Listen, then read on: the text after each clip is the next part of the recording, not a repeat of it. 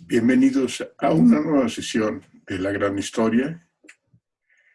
Ahora nos ocuparemos del periodo correspondiente al surgimiento de Monte Albán.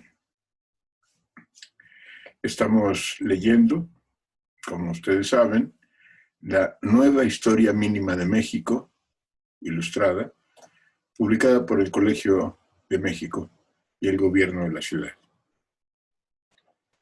Vamos a dar causa entonces a esta tercera entrega titulada, dentro del gran primer capítulo del México Antiguo, esta tercera entrega, esta sección titulada Orígenes de la diversidad regional. Si la uniformidad es el rasgo característico del preclásico medio, la diversidad regional domina el preclásico tardío, entre el 500 a.C. al 200 después de Cristo. Hacia el año 500 a.C., las manifestaciones olmecas se extinguen en Mesoamérica y son reemplazadas por varias culturas regionales que surgen en esos años, con un ímpetu notable, nuevos estilos arquitectónicos tendientes a la monumentalidad, cambios en la escultura, en la cerámica ritual y en el orden simbólico. Las motivaciones de este sesgo en la historia de la civilización mesoamericana no son claras.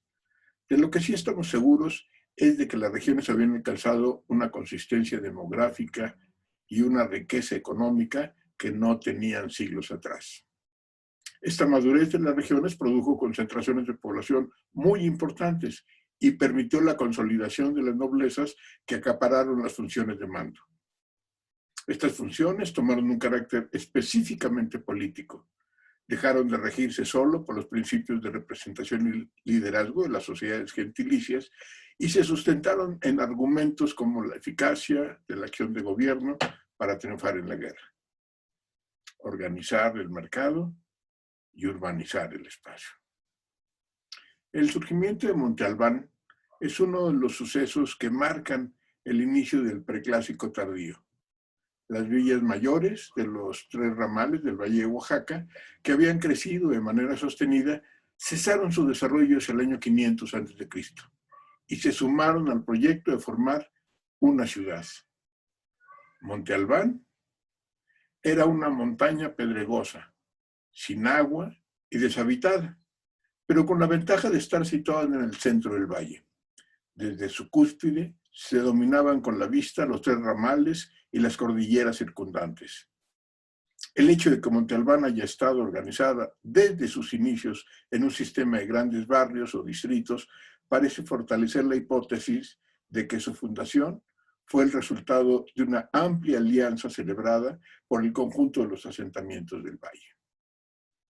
El promontorio rocoso fue adaptado a las necesidades de crecimiento de la población que, antes de concluir el preclásico tardío, rebasaba los 15,000 habitantes. El primer edificio público de la naciente ciudad fue el que hoy conocemos como Edificio de los Danzantes. Debe su nombre a las figuras esculpidas en las lápidas que lo cubren, mismas que parecen moverse o contorsionarse, desnudos y con vísceras expuestas. Estos personajes podrían representar más bien a cautivos de guerra, y seguramente la serie completa equivale a una gran lista de grupos sometidos.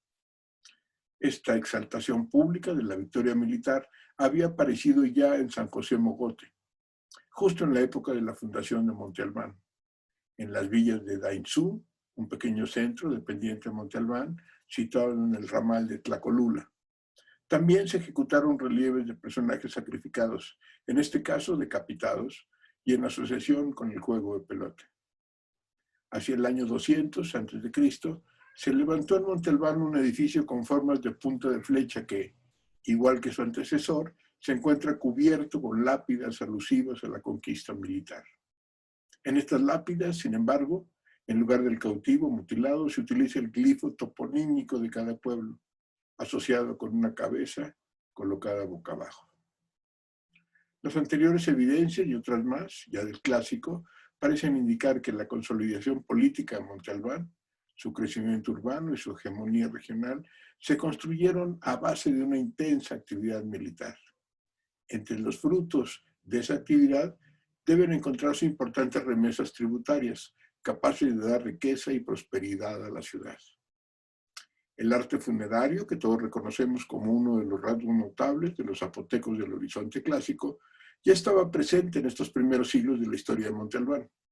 Las tumbas hechas con grandes losas de piedra, colocadas en fila y ricamente decoradas con estuco y pintura, así como los vasoefigies de cerámica, conocidos como urnas, que solían colocarse alrededor de los cuerpos acostados de los muertos. En el Valle de México se aprecian procesos de urbanización y de concentración de la población similares a los de Oaxaca, mayores incluso, si tomamos en cuenta que en las orillas del lago de México fueron dos las ciudades que surgieron en el preclásico tardío. Se trata de una etapa apasionante de nuestra historia, que sin embargo se conoce mal. De lo que estamos seguros es de que Cuicuilco era mucho más que una pirámide de base circular. Había una gigantesca necrópolis, hoy cubierta por una moderna unidad habitacional, y numerosos montículos que se pueden ver todavía desde las avenidas que cruzan el área. A juzgar por las dimensiones de tal centro religioso, cabe pensar que la ciudad fue de gran magnitud. Una capa de lava, que en algunos puntos alcanza 15 metros de altura, dificulta las investigaciones y nunca nos permitirá tener una idea completa de aquel asentamiento. El efecto de atracción de población rural que Cuicuilco ejerció en el sur del valle lo tuvo Teotihuacán entre los habitantes del norte y del oriente. Algunas estimaciones de población señalan que entre los años 200 y 100 a.C., Teotihuacán llegó a congregar a cerca de 40,000 habitantes. Sin embargo, hay una diferencia importante entre ambas concentraciones. Cuicuilco contaba con un complejo de monumentos religiosos que ningún asentamiento en Mesoamérica tenía para entonces. Teotihuacán albergaba a mucha gente, reunida por el atractivo de la industria de la obsidiana, pero carecía aún de un sistema ceremonial comparable al de Cuicuilco. Era más una agregación de aldeas que una ciudad. Cuicuilco empezó a despoblarse tras una erupción del volcán Xitle, ocurrido en el año 50 a.C., pero no fue totalmente abandonada sino unos 100 años después, cuando nuevas erupciones la cubrieron por completo de lava. Dos de los rasgos característicos de la cultura de Cuicuilco desaparecieron del valle al extinguirse la ciudad: la plataforma ceremonial de base circular y las tumbas de botellón, caracterizadas por un tiro cilíndrico que daba acceso a la cámara. Curiosamente, ambos rasgos aparecen en el occidente de México: Jalisco, Michoacán, Nayarit, Colima, hacia el año 200 a.C., y serán característicos de esa región durante los siguientes 1000 años. No se ha demostrado ningún vínculo entre ambas culturas, pero tampoco puede descartarse. Las otras regiones de Mesoamérica, las obras y los sucesos del preclásico tardío, tienen cierta liga con el antiguo fenómeno olmeca.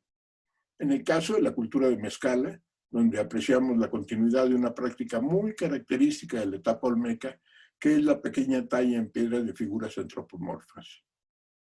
La estrategia de abstracción de las figuras de Mezcala parece derivarse de la vertiente menos naturalista del arte olmeca. Pero además de estos vestigios, hay señales muy claras de una secuela del fenómeno olmeca que se desplaza al Golfo, a la región maya. Entre el año 500 y el 400 a.C., la venta fue abandonada de manera abrupta, pero algunos sitios menores de la región, como Tres Zapotes y Cerro de las Mesas, permanecieron habitadas y continuaron la tradición de esculpir estelas y altares en grandes bloques de piedra. También conservaron algunos rasgos del repertorio iconográfico olmeca. Lo que resulta especialmente interesante es la fuerte semejanza que hay entre la escultura de estos sitios post-olmecas y la que se hace en localidades situadas al sur, en lo alto del Grijalva, y en las costas de esta por esa ruta que no era nueva, en las costas de Chiapas y Guatemala. Tales semejanzas han permitido identificar un fenómeno cultural que se conoce como complejo, Izapa. El punto más septentrional de tal complejo parece ser La Mojarra, en Veracruz, y los sitios más meridionales, Izapa, en México, Yabaj, Tacalic y El Baúl, en Guatemala. Un eslabón crucial son Chapa de Corzo y La Libertad, ubicados en el cauce superior del Grijalba. Esta gran franja sinuosa que desciende la llanura aluvial del Golfo y cruza el istmo de Tehuantepec coincide con la ubicación de la familia lingüística Mije-Zoque en el preclásico tardío.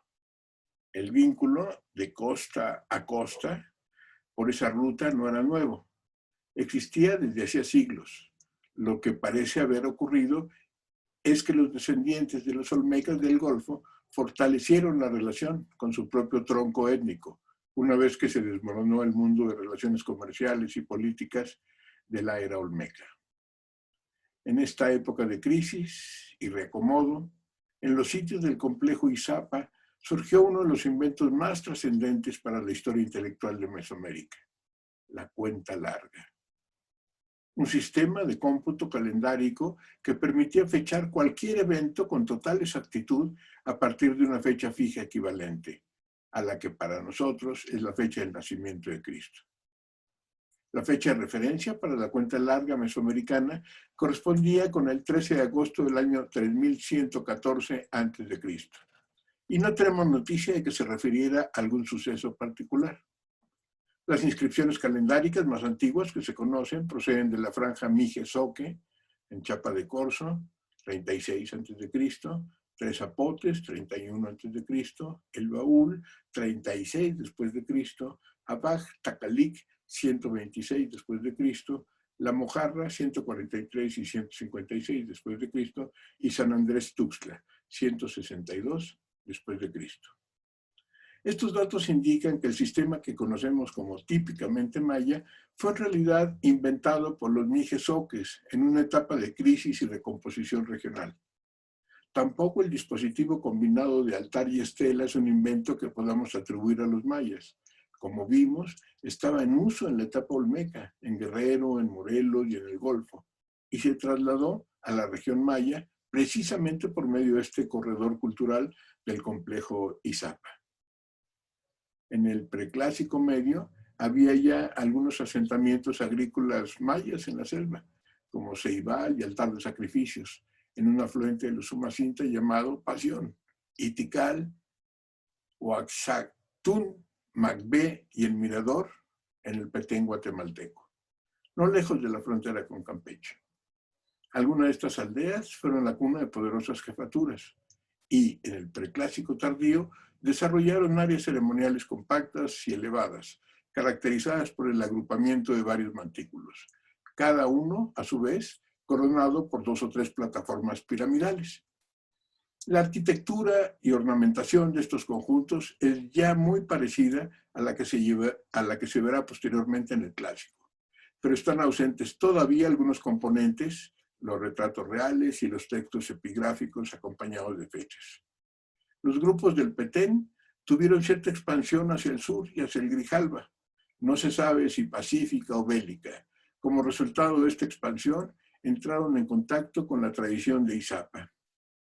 Caminalayhuyú y otros sitios del altiplano guatemalteco pueden haber sido ámbitos propicios para la asimilación de las dos vertientes, la Mije-Zoque y la maya, en el año 292 después de Cristo.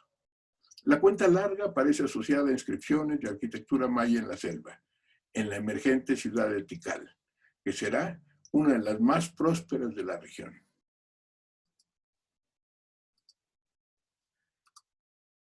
Con esta lectura concluimos entonces esta tercera entrega dentro de nuestra lectura de la nueva Historia Mínima de México Ilustrada, publicada por el Colegio de México. Estén atentos a nuestra próxima intervención. Hoy, como ustedes recordarán, pudimos ver el aporte de la cuenta larga, esta cuenta calendárica que permite medir el tránsito de esta etapa, de los finales del mundo olmeca, hacia una evolución en grupos étnico-culturales de lengua Mije-Zoque, hacia lo que será el mundo maya. Estamos, pues, atentos a nuestra próxima entrega y con esto damos por concluido esta tercera entrega de La Gran Historia. la gran historia, en la antigua historia de México, gracias a la nueva historia mínima de México, publicada por el Colegio de México y el gobierno de la ciudad. Hasta la próxima.